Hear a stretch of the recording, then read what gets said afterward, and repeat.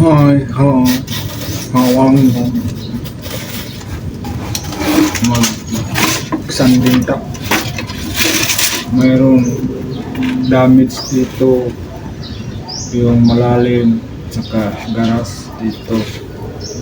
Binagyan ko ng bilipili para mapantay, mawala yung gasgas at saka yung lim. Ngayon, sanding ako para ulit mapantay siya ulit at maging smooth siya, at pag nag-apply na ng color at clear, mabalik siya sa dati ng maganda, katulad ng babaeng magandang dilag.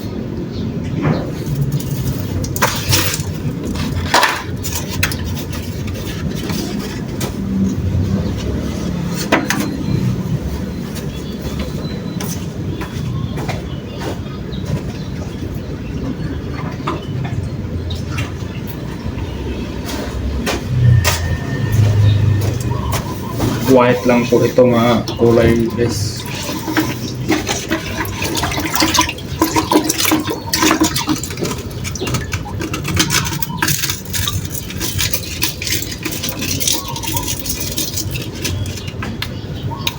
Sanding tayo. Pagkatapos nitong sanding, itas na tayo sa yung kulay.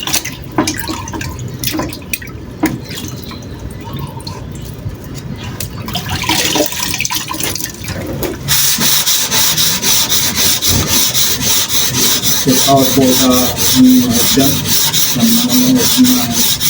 manonood sa video nito. Check out po yung lahat.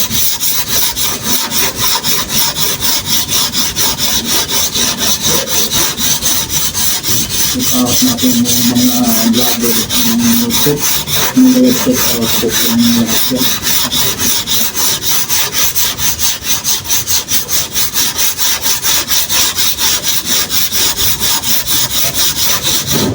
Ito pong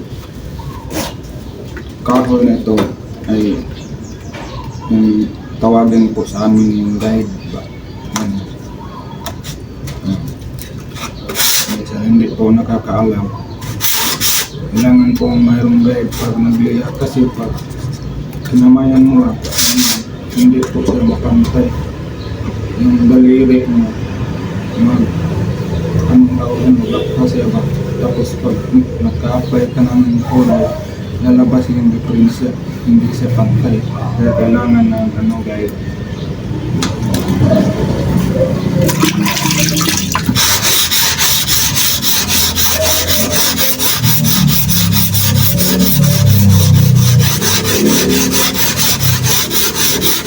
Kasi mapantay po pag walang guide eh. Hindi pantay ang kain ng sanding.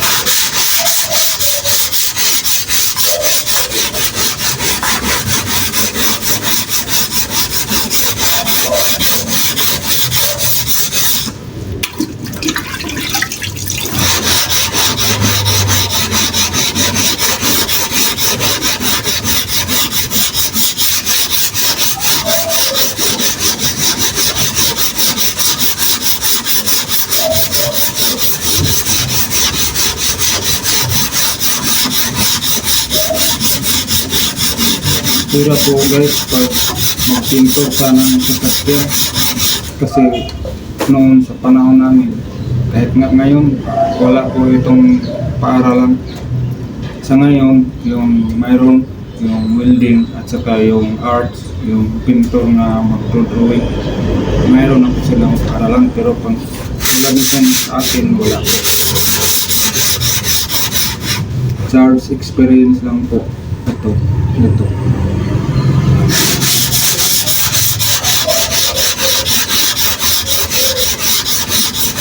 Matagal akong naging helper. Tutuko ba? Nag-aaral. Paano maging pinito. Iba-iba kasi ako ng kontraktor para matuto. Iba kasing kontraktor. Merong iba mabait. Turuan ka. ano ang masipag para matuto.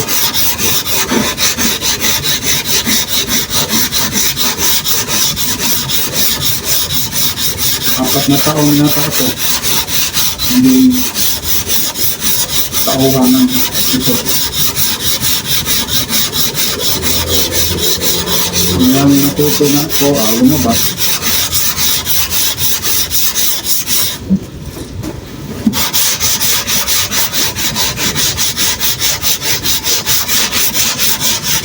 Meron din ako noon ng tauhan. Ang sinyata. Malaki kasi yung ginagala ko ng shop mo.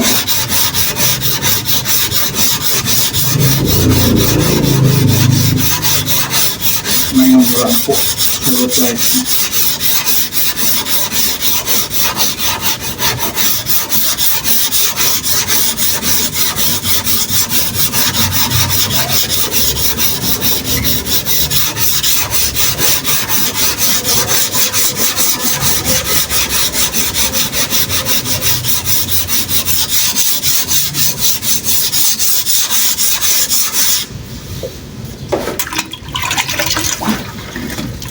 Dati po sa kasa po ako nagtrabaho sa kampanya ng sasakyan sa Kia Motor. 2 taon lang po ako, lumabas din ako. Namuntrata na po sa labas.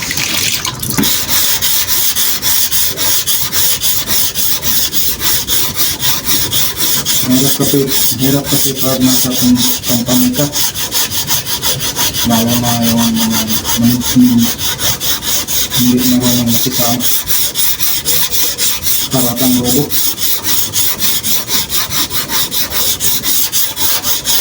Kaya lumabas ako, sarili na lang.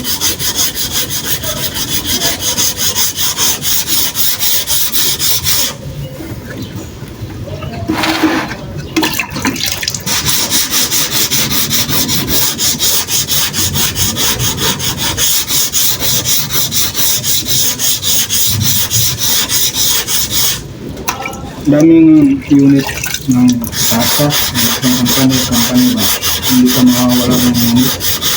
Ang problema lang doon, yung sahod, matagal. Lalo pa pag yung tinatrabaho mo, insurance ba ang magbabayad. Yan ang hirap, pabalik. Kaya umalis ko doon.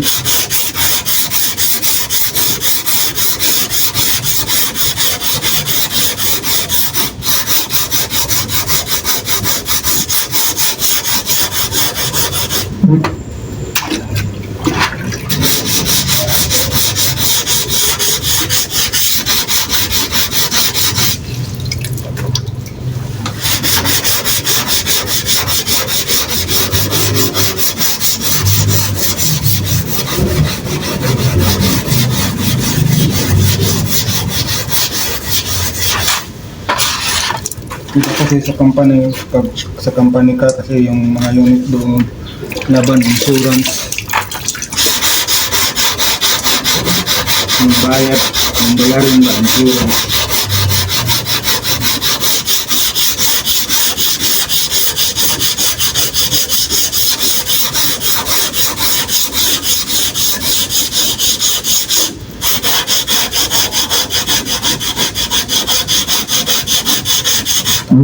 Tapos mura lang ang bigay nila sa labor sa pinto. Tapos mahal ang singil nila sa may-ari ng sasakyan.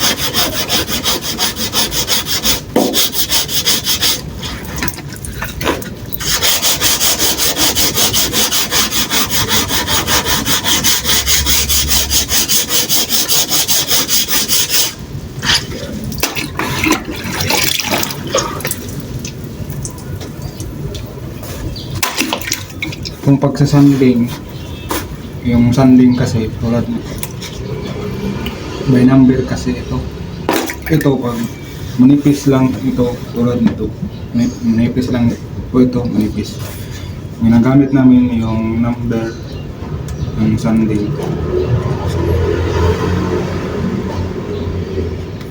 120.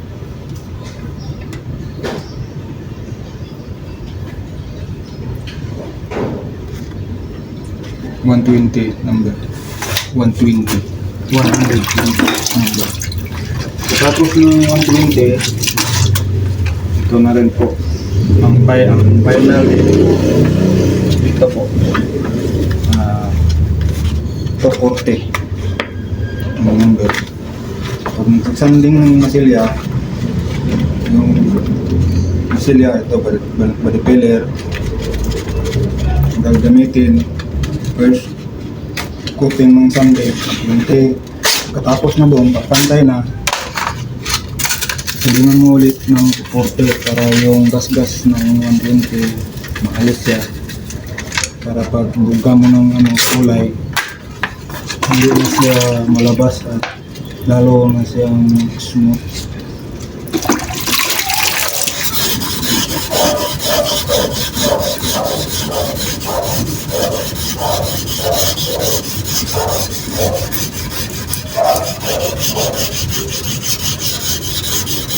Ang sandingan po nito ng 120, ito lang po. Ayun, tapos pagpantay na, sandingan ulit ng 40 hanggang dito. Hanggang dito.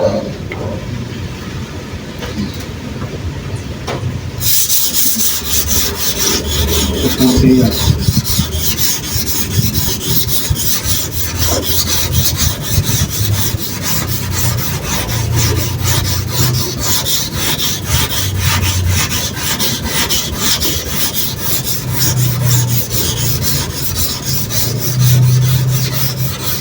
Mahirap po mag-butas ng sasakyan guys. Daming proseso. Lalo na pag mga kulay, yung daming metal. Yung mamahalin yung mga kulay ito, hindi po ito mahalin. No. Normal lang po ito, kulay white. Wala po itong hollow na metal. Plain white lang po ito.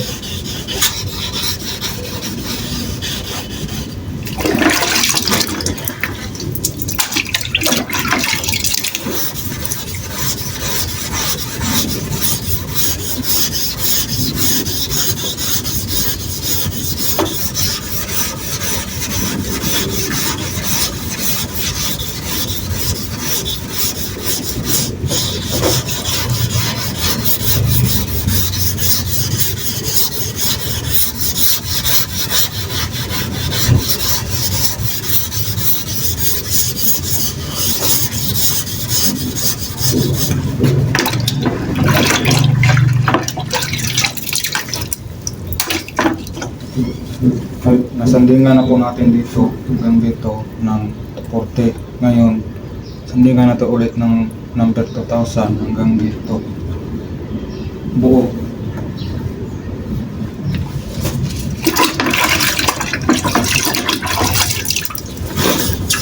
Kailangan sandingan lahat ng 2000 yung manipis para matanggal yung ang kabuk na dumidikit yung dumi.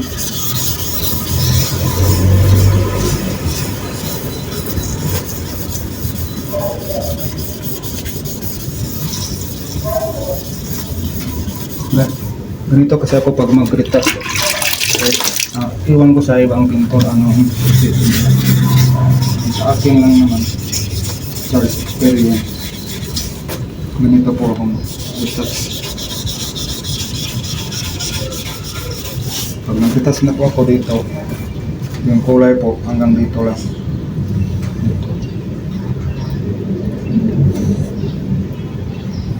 Then pagbuga mo ng clear,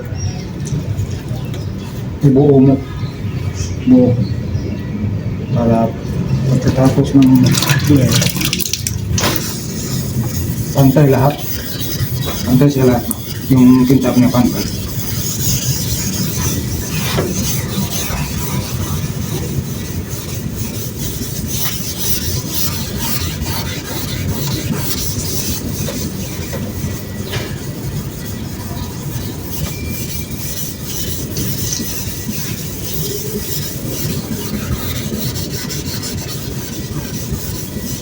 Iba kasing pinto, kami mga pinto sa sasakyan, iba-iba ang style namin or yung tawag, iba-iba kami diskarte, yung pamamaraan ba, paano. Yung iba, kadalasan kasi, pag ganito, nagbubuga silang primer, yan naman dapat, nagbubuga kang primer. Pag mayroong body filler. Pero sa akin po, ginagawa ko to pero mayroon na po akong mga dati kong tinatrabaho, inoobserbahan ko muna bago ko gawin palagi. Pag ganito lang kasi, maliit lang po ito ng body filler. Yung nipis lang po para lang sa ng karton. At saka yung pintura niya dito, hindi pa luma. Ang problema lang, nagkaroon ng ang feed nandun lang sa clear niya. Yung clear niya manipis na, hindi na makapal. So ang gagawin ko, hindi na po ako gagamit ng primer. Base lang ako ng color na itim, black, ito. Kasi pag puti, pag white, kailangan nakabase yan ng black. Pag wala yung base ng black, kahit primeran kung kahit gamitan muna ng primer, pag walang black, after 6 months or pataas, itong masilya magkaroon ng infection, mag-yellowish ang color dito, mag-yellowish yan. Dahilan yan sa top coat or wala siyang base na black. Dapat naka-black ito na side para pag buga mo ng white, pag clear mo, hindi na siya mag-yellowish. Yun kasi ang problema sa white. Pag naka-body filler yan, pag diretsuhin mo yan ng kulay ng white, mag-iba ang color pagdating ng 6 months pataas. Ako hindi po ako kasi madalas gagamit ng primer kasi pag naka-primer yan, kailangan mo 1 araw o 2 araw patuyuin bago mo buga ka ng color. Pag buga mo naman ng color, kailangan mo na rin patuyuin bago ka buga ulit at mag-final. Yun po ang proseso pag naka-primer ka.